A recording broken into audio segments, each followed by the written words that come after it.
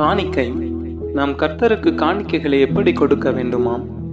தன் மனதில் நியமித்தபடி கொடுக்க வேண்டும். தன் வரவுக்கு தக்கதாய் கொடுக்க வேண்டும்.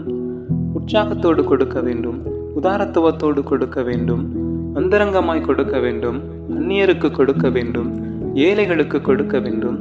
மனுஷருக்காக அல்லாமல் கர்த்தருக்கென்றும் மனப்பூர்வமாய் கொடுப்பதே கர்த்தருக்கு பிரியம். பெதஸ்தா குளம். சமாதான நகரமாம் எருசலேமில் இருந்த குளம். ஆட்டு வாசலின் அருகே 5 மண்டபங்கள். வியாதியஸ்தர்களை காக்க வைத்த குளம். தேவதூதன் இறங்கி கலக்கிய குளம். முந்தி இறங்கினவன் சுகம் பெறுவான்.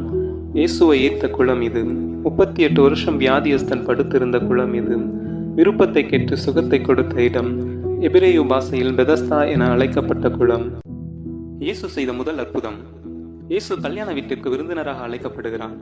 அங்கே கொண்டாட்டத்தின் மத்தியில் ஒரு திண்டாட்டம் உண்டாக பந்தியில் இருந்தவர்களோ அறியப்படாத பாடு, அருந்த திராட்சரசம் குறைந்த நிலை. இந்த செய்தியை இயேசுவின் இடத்தில் சொல்ல, இயேசுவோ, ஸ்திரீயே, உனக்கும் எனக்கும் என்ன? என் வேலை இன்னும் வரவில்லை என்றார். அழைத்தவரோ செய்தது வேறு. நிரப்பினதோ கச்சாடிகளில் தண்ணீர். ருசி பார்த்ததோ திராட்சரசம். ருசி பார்த்தவர்களோ மணவாளனை புகழ்ந்தார்கள்.